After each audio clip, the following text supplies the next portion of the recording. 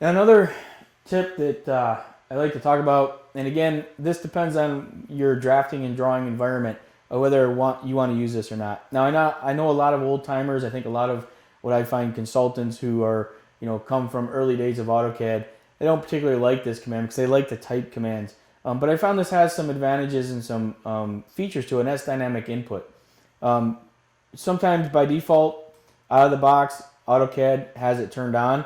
So if I start drawing a polyline, you can see that it's kind of showing you my cursor location at the coordinates of my cursor location right at my cursor, rather than having to look down on the status bar or anywhere else for that matter.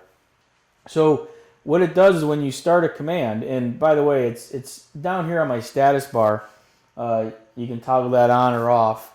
So I've got it turned on. So when I start drawing a line or a polyline, you can see that it's prompting me right at the cursor for the information. So a lot of times people say, well, I can turn off the command line because I don't need to see it because the cursor is prompting you.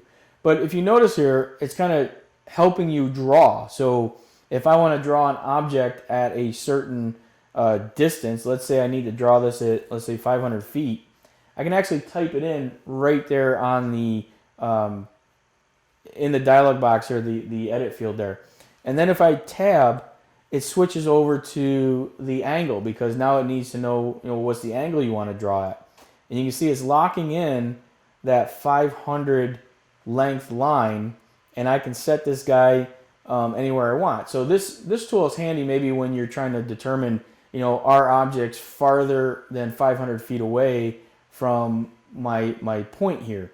So, I could sit here and circle this around, and I can say, oh, okay, well, they're right there. I'm not 500 feet away, so I need to move it over a little bit more.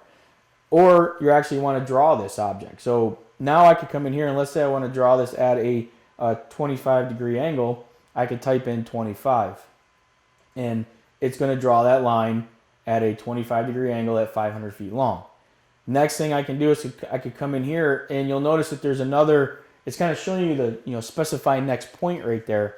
So it's asking you what is the kind of giving you what's on the command line, and there's a little arrow next to that you can basically use your down arrow on your keyboard, and it drops down and exposes the other command. So if I wanted to go to an arc now, I could simply select the arc command, and now I'm able to draw that arc at a specific distance. You can see it's using the chord of the arc to draw it. So now if I want to come in here and go 350 and then tab over at a 16-degree angle from, you can see from 0, right? So 0 is here.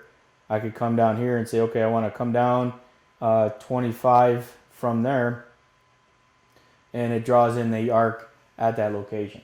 So depending on what you're drawing, that tooltip comes in pretty handy, that dynamic input.